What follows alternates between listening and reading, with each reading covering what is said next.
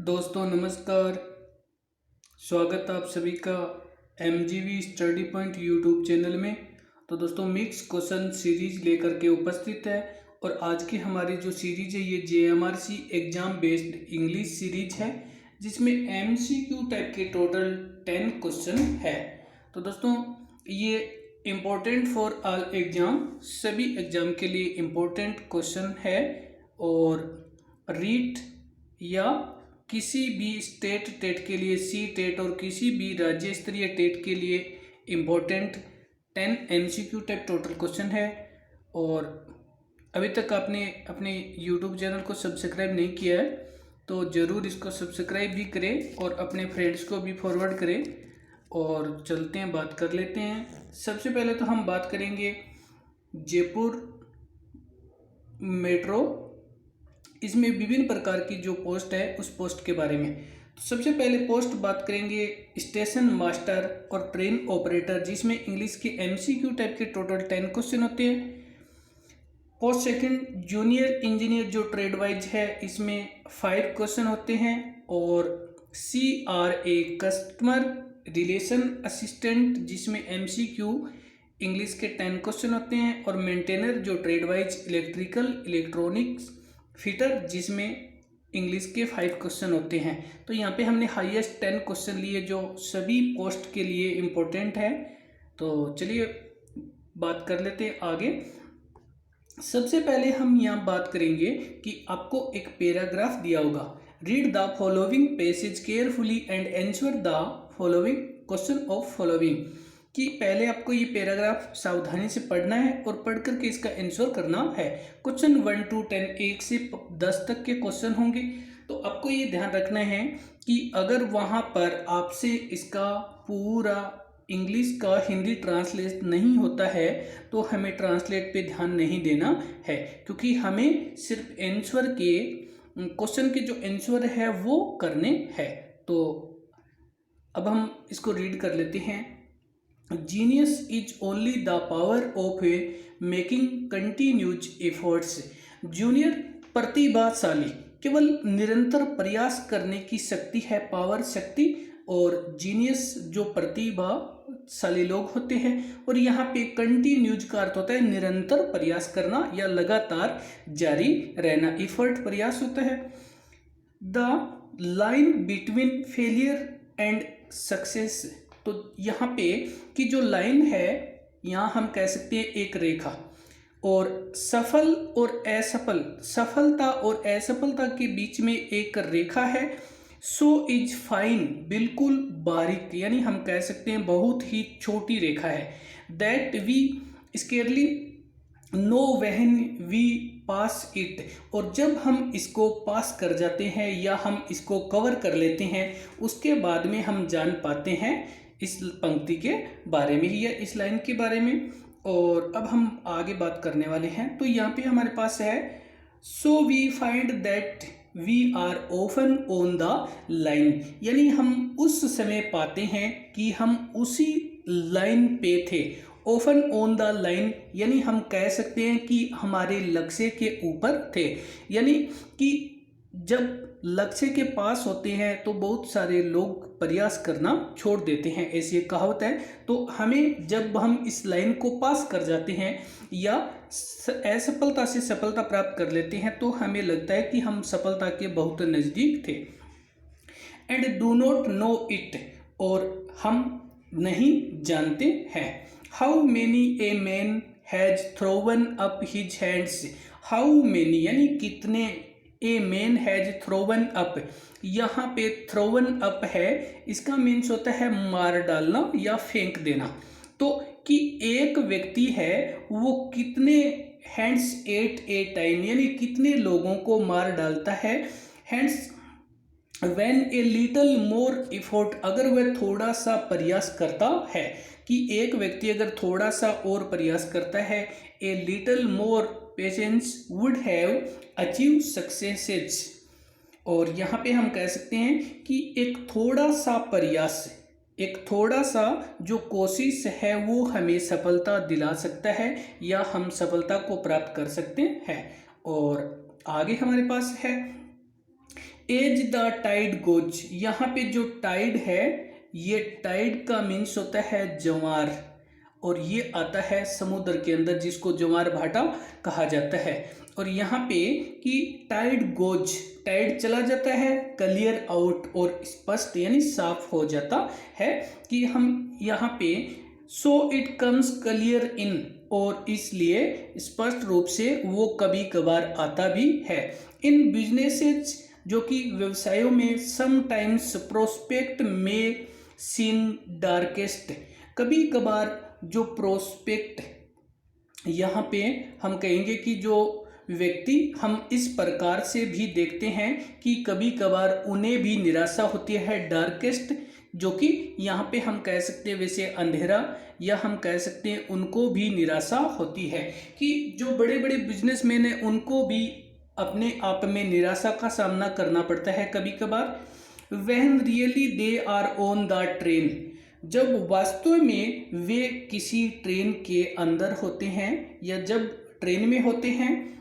A little more priestess, और एक छोटा सा प्रयास, जो कि हम कह सकते हैं कि सबसे अधिक, जो कि उनका प्रयास, इट लिटिल मोर एफर्ट्स, और एक छोटा सा प्रयास, and what seemed hopeless failure, जो कि आशा विहीन, यहाँ पे हम कह सकते हैं कि जो व्यक्ति प्रयास करना छोड़ देते हैं, जो अपनी आशा छोड़ देते हैं, may turn to the glorious success, और वे अपनी सक्सेस यानी सफलता की ओर चेंज हो जाते हैं या सफलता प्राप्त कर लेते हैं। और अब हम बात करते हैं आगे, तो there is no failure except in no longer trying, जो असफल लोग होते हैं, यहाँ पे हम बात कर रहे हैं कि जो असफल लोग होते हैं वे कोशिश के अलावा विफलता की उनकी, कि वो नो लॉन्गर यहाँ पे और अधिक जो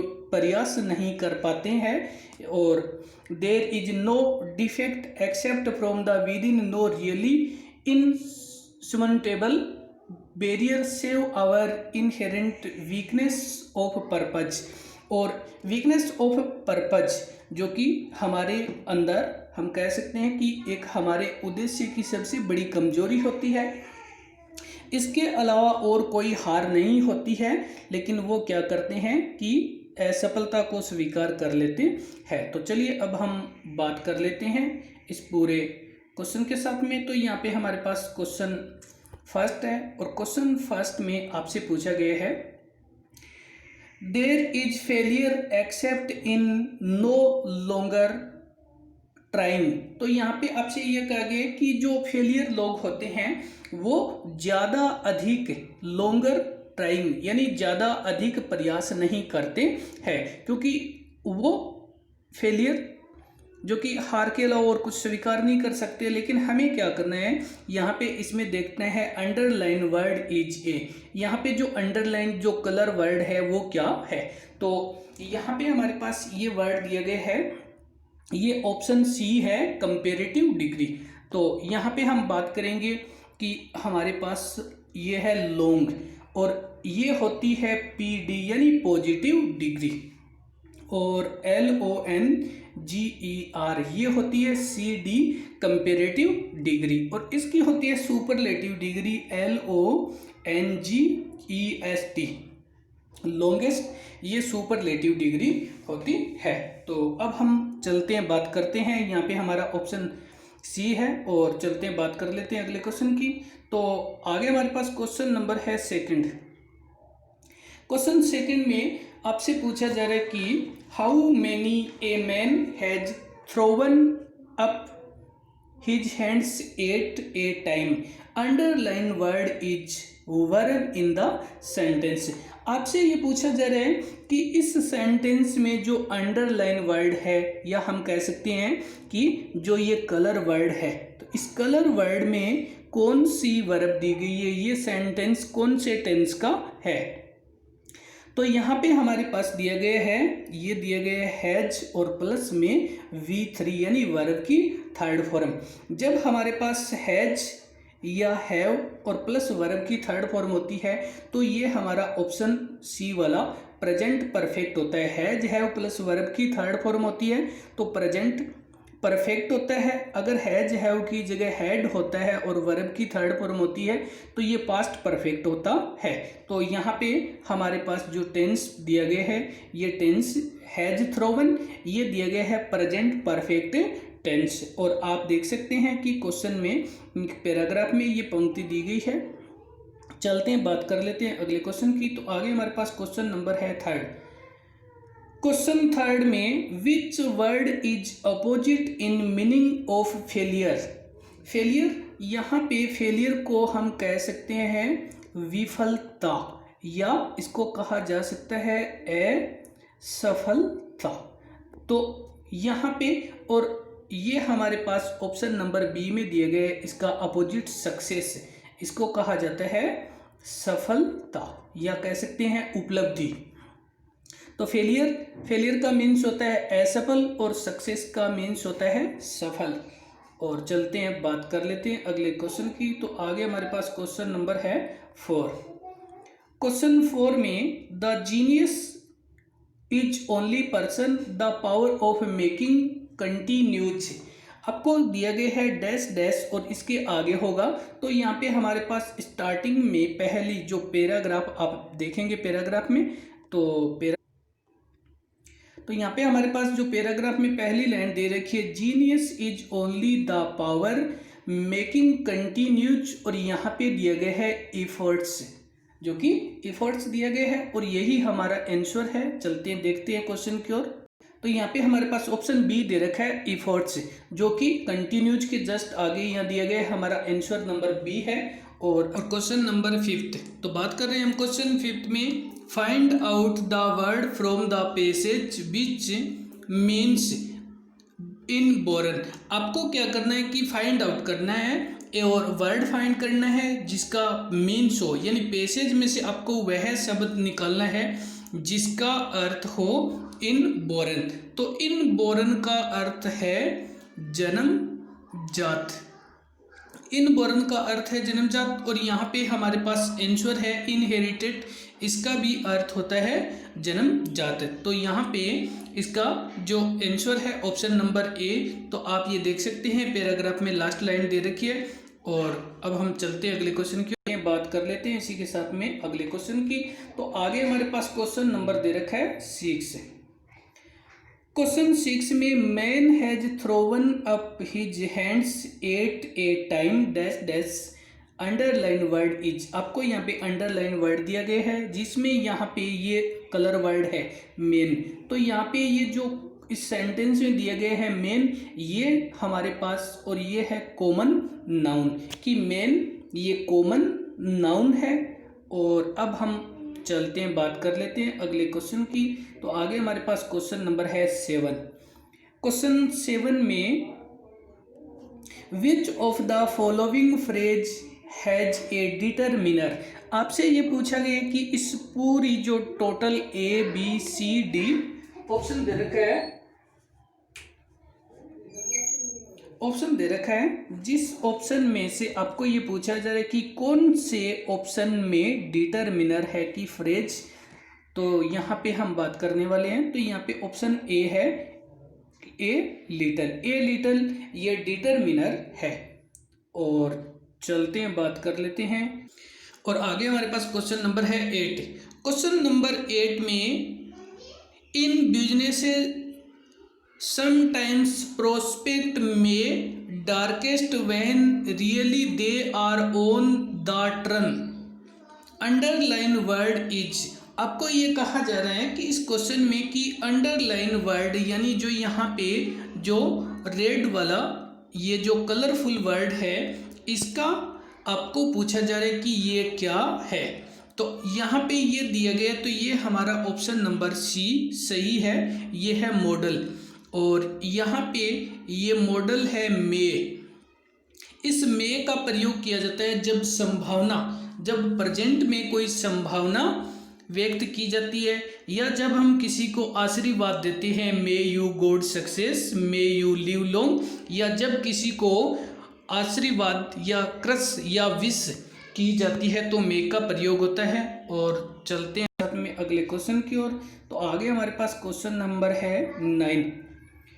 क्वेश्चन 9 में so find that we are often on the line and do not know it. Underline word is. तो यहाँ पे आपसे पूछा जा रहा है कि अंडरलाइन वर्ड क्या है।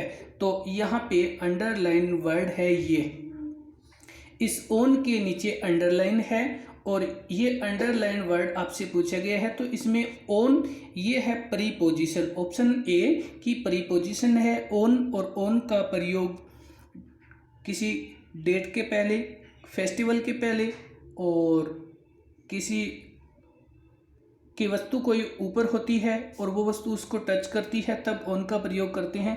अधिक जानकारी के लिए आप प्रीपोजिशन वाला टॉपिक देख सकते हैं एमजीवी स्टडी पॉइंट पे। और चलते हैं, बात कर लेते हैं अगले क्वेश्चन की। तो आगे हमारे पास क्वेश्चन नंबर है 10।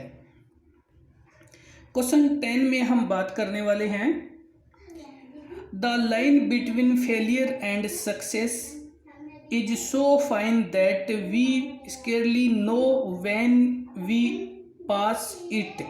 यहाँ पे जो वर्ड दिया गया है it, word it here refer to, ये जो वर्ड दिया गया है, ये जो वर्ड दिया गया है इट, ये इट वर्ड किसके लिए आया है। तो यहाँ पे हमारे पास ये जो इट वर्ड है option number A, the line between failure and success, इनके लिए इट वर्ड का यूज किया गया है। तो दोस्तों धन्यवाद वीडियो देखने के लिए, लाइक शेयर करते रहें। नेक्स्ट वीडियो अपलोड हो तब तक के लिए धन्यवाद।